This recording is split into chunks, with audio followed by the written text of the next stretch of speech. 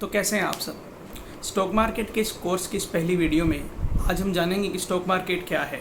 ये पूरी सीरीज़ सिर्फ उन लोगों के लिए है जो स्टॉक मार्केट के बारे में कुछ नहीं जानते हैं और स्टॉक मार्केट के अंदर एंटर होना चाहते हैं। तो ये जो सीरीज़ है वो कंप्लीट बिगिनर्स के लिए है। आप शुरू से इस वीडियो को देखिए, इस पूरी सीरीज़ को देखिए, आपको स्टॉक मार्केट के बारे में सब कुछ समझ में आ जाएगा। वो सभी टर्म्स जो आपने कभी सुनी थी या जिनके बारे में आपको लगता था कि आप तो कभी नहीं जान पाएंगे, वो सभी इन सीरीज़ में मैं कंप्लीट करूँगा एक एक करके। तो आज शुरू करते हैं सबसे पहली चीज़ स्टॉक मार्केट से। तो स्टॉक मार्केट क्या है?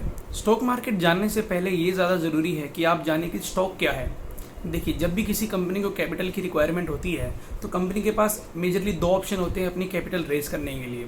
सबसे पहला ऑप्शन होता है डेट, यानी कि वो किसी बैंक के पास जाए या किसी भी ऐसे बंदे के पास जाए जो उसे कर्ज दे, और अगर वो कर्ज दे रहा है तो डेफिनेटली उसको उस पर एक इंटरेस्ट चुकाना पड़ेगा।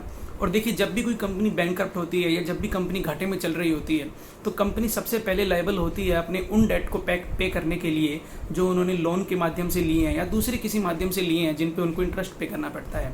शेयर होल्डर्स को जब कुछ मिलता है तो लास्ट में अगर कुछ बचता है तो शेयर होल्डर्स को दे दिया जाता है, अदरवाइज़ कंपनी उनको पे करने के लिए लायबल नहीं है। अब मान लीजिए किसी कंपनी को कैपिटल की ज़रूरत है और वो उस कैपिटल को इक्विटी के माध्यम से रेज़ करना चाहती है। अब मान लीजिए किसी कंपनी को 10,000 रुपयों की ज़रूरत है और वो उस कैपिटल को इक्विटी के माध्यम से रेज़ करना चाहती है। अब ये कंपनी पे डिपेंड करेगा कि वो उन 10,000 रुपयों को कितने छोटे या बड़े टुकड़ों में अपनी कंपनी में लाना चाहती है। अब मान लेते हैं कि कंपनी उन 10,000 रुपयों के बदले 1,000 स्टॉक इशू करना चाहती है या शेयर इशू करना चाहती है। तो इस हिसाब से एक शेयर की कीमत होगी 10 रुपये।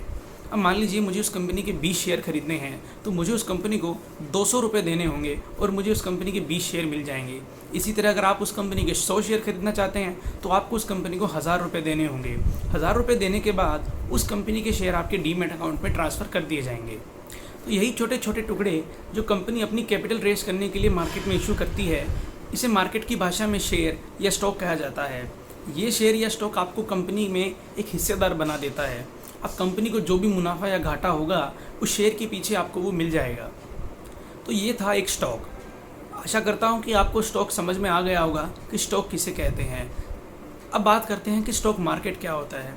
देखिए, जैसा आप जानते होंगे कि मार्केट एक ऐसा प्लेस है जहाँ सभी चीज़ों की लेन देन होती है, बाइंग सेलिंग होती है।